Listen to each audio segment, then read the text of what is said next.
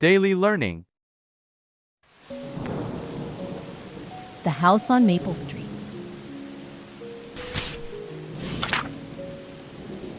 It was the kind of morning that seemed quiet in a way that didn't feel peaceful.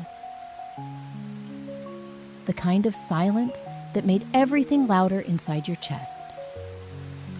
And for 11-year-old Ellie, that silence echoed through her ribs like the ticking of the old kitchen clock that hung just above the sink, the one her mother always forgot to wind. The light spilled through the curtains in stripes, dancing across the hardwood floor of the living room where her toys still sat, half-packed in cardboard boxes, their usual cheerful colors dulled by the dust of goodbye. Ellie stood in the doorway of her bedroom, her hand resting on the chipped paint of the doorframe where her height had been marked year after year with tiny black lines. Each one holding a memory, a season, a laugh, or a day she cried because her shoelace broke. It felt wrong to leave it behind, like forgetting a part of herself that only this house knew, a version of her that wouldn't exist anywhere else. Her eyes lingered on the floorboards, remembering how they creaked differently in different spots. How she had once thought of them as old friends, warning her when someone was coming, helping her sneak cookies at midnight. Outside the window, the big oak tree was swaying gently in the breeze, its branches reaching toward the sky like they always did. Strong and steady, like her father's arms used to feel when he picked her up after she'd scraped her knee on the gravel driveway. The tire swing, faded from sun and rain, still moved as if a ghost of laughter had pushed it. And for a second, Ellie wished she could run outside, just one last time, to fly in circles beneath the leaves and forget what was happening. But boxes lined the hallway now, and the smell of tape and cardboard filled the air, mixing with the faint scent of her mother's perfume and the sour trace of something old and familiar. Something that lived in the walls and whispered stories only she could hear when the nights were long and the rain hit the windows like soft fingertips. Her mother was in the kitchen, her voice low and steady on the phone, trying to sound cheerful as she gave directions to the movers. But Ellie could hear the hesitation behind every word, as if even the grown-ups weren't quite sure they were doing the right thing.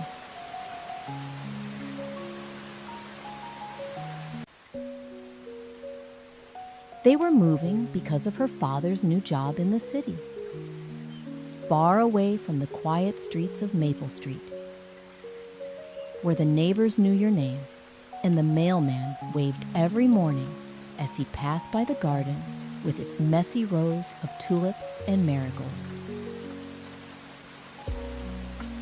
Ellie had always thought their house was a little bit magical, with its uneven steps and secret corners where sunlight collected like golden dust, with the attic that smelled like old paper and held boxes full of forgotten things that told stories louder than any book.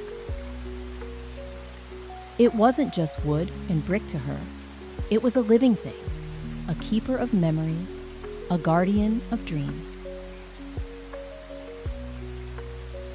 Her feet felt heavy as she walked through the house, touching the walls with her fingertips like she was trying to memorize their texture, trying to take a piece of them with her, even though she knew she couldn't. Every room held a moment, a feeling, a part of her that felt too delicate to carry and too important to leave behind.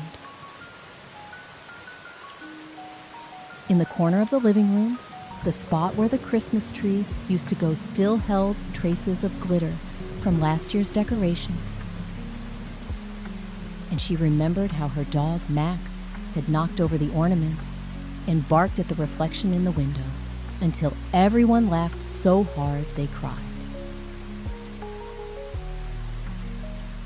She crouched beside the window seat, the one where she used to sit and read on rainy afternoons, where her mother would bring her warm milk and tuck a blanket around her shoulders while the storm rumbled like a sleepy giant outside. That window had seen so much of her, had watched her grow from a quiet toddler into a curious child who asked too many questions and loved making up stories about the world beyond the glass. She pressed her forehead against the cool pane, watching the familiar world blur slightly as her breath fogged the glass.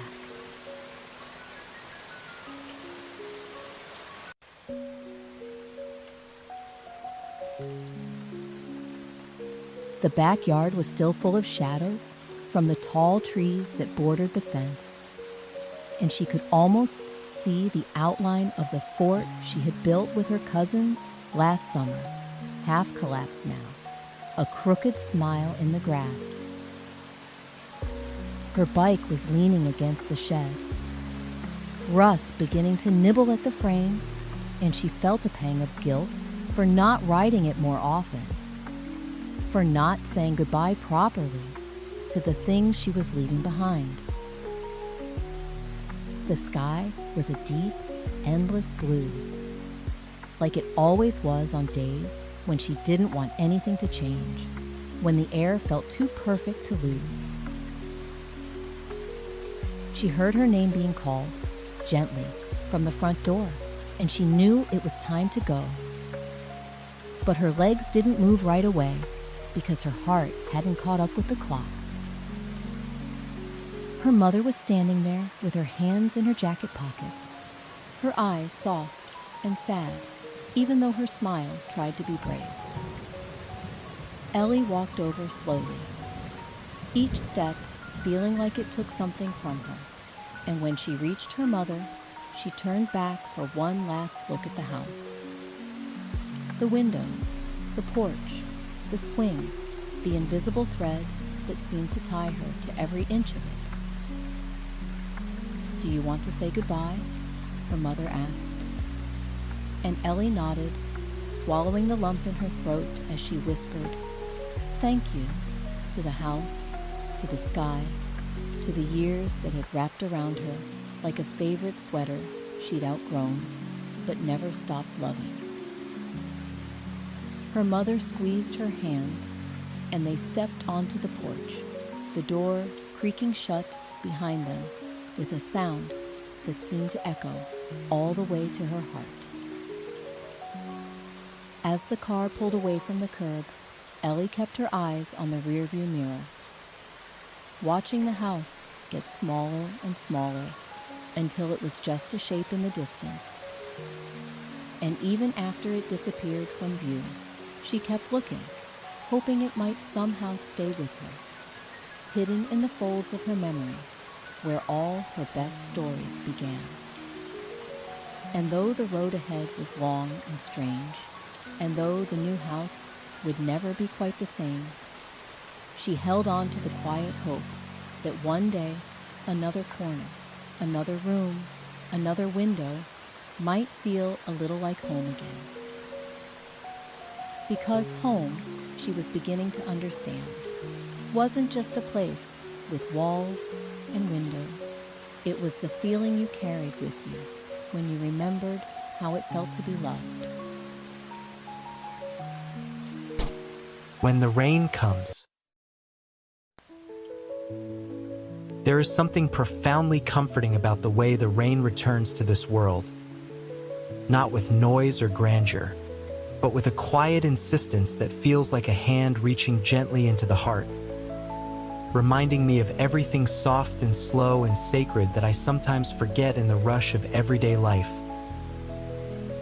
And every time it begins, I stop whatever I'm doing, because something inside me knows that when the rain comes, it brings more than just water. It brings memory, feeling, silence, and song. My favorite thing to do when the sky darkens and the first few drops begin to tap against the glass of my bedroom window is to settle into the corner near the bookshelf where the light falls just right and the window opens to the old street lined with trees whose leaves seem to lean closer when they're kissed by rain.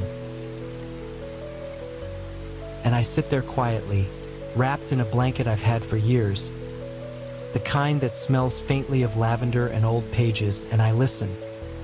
Not just with my ears, but with my entire being to the rhythm that only the rain can create. It's not just the sound that I love, though that alone would be enough to still my restless heart. It's the scent that comes with it, that earthy, damp fragrance that rises from the ground as though the soil itself were exhaling. A scent that carries with it the memory of gardens after dusk and childhood afternoons spent jumping into puddles without thinking twice about wet socks or scolding voices. And when that scent arrives, I know the rain has truly begun to speak to me again. I almost always reach for the same book, one I've read countless times, a novel with dog-eared pages and underlined sentences that have grown familiar over the years. A book I keep not because I need the story, but because the story reminds me of who I was when I first read it. And I rest it on my lap while my fingers cradle a mug of warm tea, the steam rising in gentle curls that blur the edge of the window pane and make everything outside look like a dream just slightly out of reach. Sometimes I read, and sometimes I just watch, letting my thoughts drift like leaves on the stream of the falling rain. And the world outside my window always seems to soften during these hours, as though the rain were washing not just the pavement and the leaves and the roofs of the houses, but also the hardness of the world itself, the noise and rush and worry fading into the hush of the storm.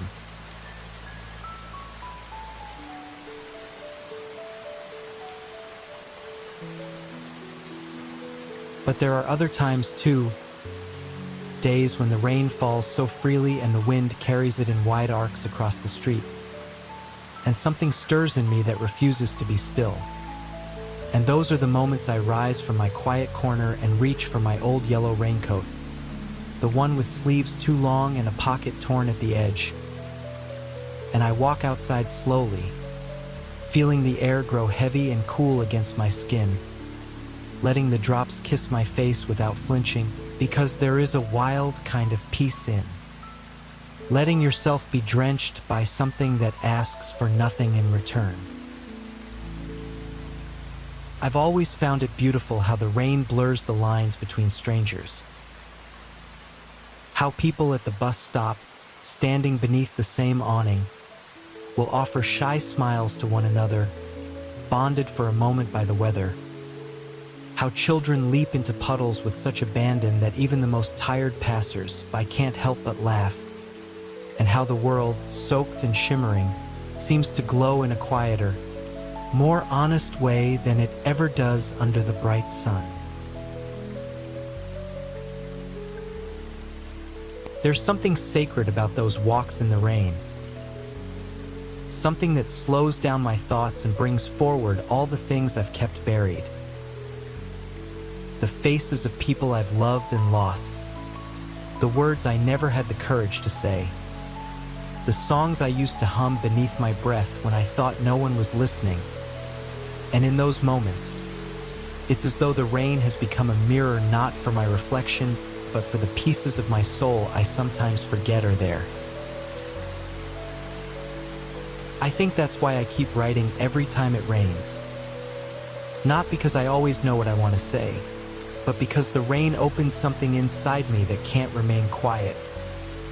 And I fill my journal with letters that I'll never send, confessions to the sky, and small poems that try to capture the way the leaves look when they shine beneath the storm, or the way the streetlights flicker like stars caught in puddles after dusk.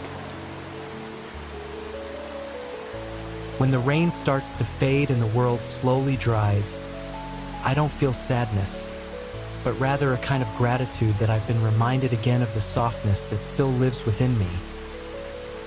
The gentleness I so often neglect, the dreams that sleep under the surface of my everyday routine. And as the sky begins to clear, I find myself breathing deeper, more steadily, as though my lungs have been washed clean of the dust of distraction. And so this pattern continues again and again, through the seasons and years, the rain coming back as it always does, unannounced but never unwelcome. And every time it does, I return to myself a little more whole, a little more aware, a little more in love with the quiet magic that lingers in every drop.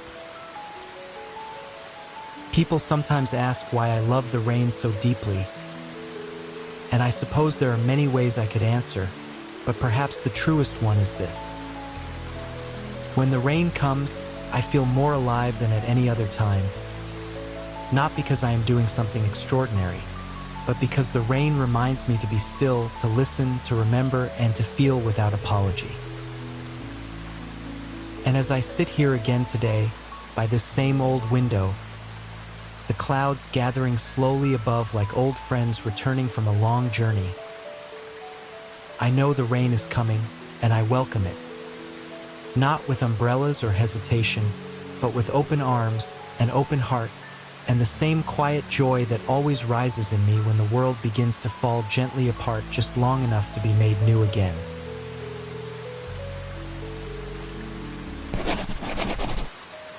Thank you for letting this quiet, rain-soaked story sit with you for a while. I hope it brought a bit of warmth, a soft sigh of calm, or perhaps a gentle reminder that even in the grayest moments, there is beauty waiting to be noticed. Take care of your heart, cherish the silence, and when the rain comes again, may you always find comfort in its song. Until we meet again next time, may peace, poetry, and a little bit of rain follow you wherever you go.